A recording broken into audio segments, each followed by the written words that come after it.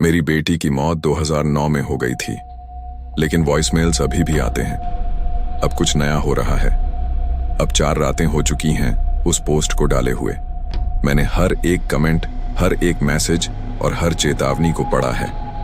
मुझे नहीं लगा था कि इसे इतनी तवज्जो मिलेगी, और सच कहूं तो मैं आभारी हूं उन लोगों का भी जिन्होंने कहा कि मैं झूठ बोल रहा हूं या पागल हो रहा हूं। काश वो सही होते, वो ज्यादा आसान होता। मैंने सोचा था कि शायद ये सब साझा करने से कुछ मदद मिलेगी। पता नहीं, शायद इससे ये सब कुछ रिहा हो जाए, एक रूप ले ले और रुक जाए। लेकिन ऐसा नहीं हुआ। वॉइसमेल्स अब भी आते हैं, हर एक रात, ठीक 3:16 AM पर। न 1 मिनट पहले, न 1 मिनट बाद। पहले जब फोन बजता था तो मैं एकदम डर के मारे उठ बैठता था, जैसे किसी ने दिल मुट्ठी में ले लिया हो। अब बस चुपचाप लेटा रहता हूं, इंतजार करता हूं, जैसे कोई रस्म हो। अब मैं उन्हें पूरा नहीं सुनता, बस उन्हें इनबॉक्स में जमा होने देता हूं, जैसे किसी बंद कमरे में धूल इकट्ठा होती रहती है। लेकिन कल रात मैं नजरअंदाज नहीं कर पाया। फिर से एमा की आवाज आई, धीमी, कांपती हुई, जैसे जब वह छोटी थी और बहादुर बनने की कोशिश करती थी, लेकिन उसे मेरी जरूरत होती थी। मुझे डर लग रहा है डैडी, उसने कहा। वो पास आ रहा है, मैं ज्यादा देर तक यहां नहीं छिप सकती। फिर तेज स्टैटिक, इतनी जोर की कि स्पीकर से कानों में दर्द होने लगा। फिर कुछ अस्पष्ट सा, जैसे कोई फुसफुसाहट या फिर कई आवाजें एक साथ, पर थोड़ी थोड़ी अलग टाइमिंग में। और फिर मैंने सुना एक क्लिकिंग साउंड, जैसे नाखून कांच पर धीरे धीरे टैप कर रहे हों। 1 2 रुकाओ, 1 2 3। मैं उस पैटर्न को नहीं पहचान पाया, लेकिन वो जानबूझकर जैसा लगा, जैसे कोई संकेत दे रहा हो या फिर मेरा ध्यान खींचने की कोशिश। फिर अचानक पूर्ण शांति, एकदम सन्नाटा। मैं सो नहीं पाया, बस सुबह का इंतजार करता रहा, जैसे वो कोई वादा हो। सुबह मैंने घर की जांच की, हर खिड़की पर खरोंचें थीं, बारीक रेखाएं, जैसे किसी तेज चीज से कांच को हल्के से खुरचा गया हो।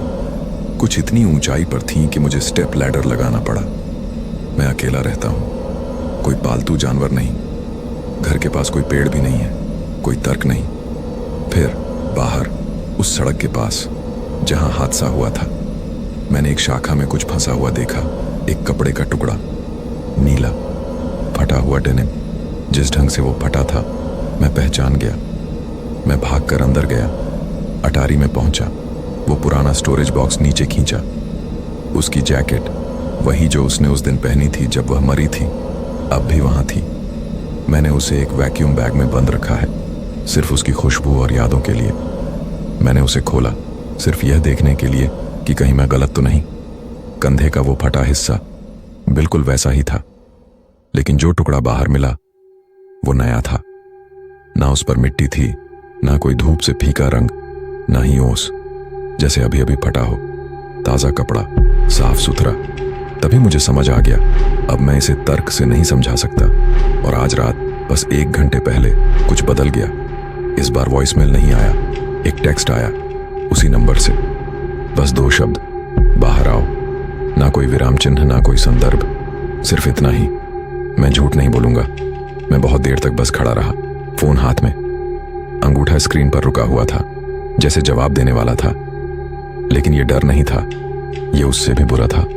वो परिचित गर्माहट, जैसे वो ही हो, जैसे वो रातें जब वो डर के मारे मेरे पास आकर सो जाती थी, मेरी छाती से चिपक कर। उसकी सांसें धीमी और नियमित हो जाती थीं। मैं लगभग उसकी गर्माहट फिर से महसूस कर सकता था।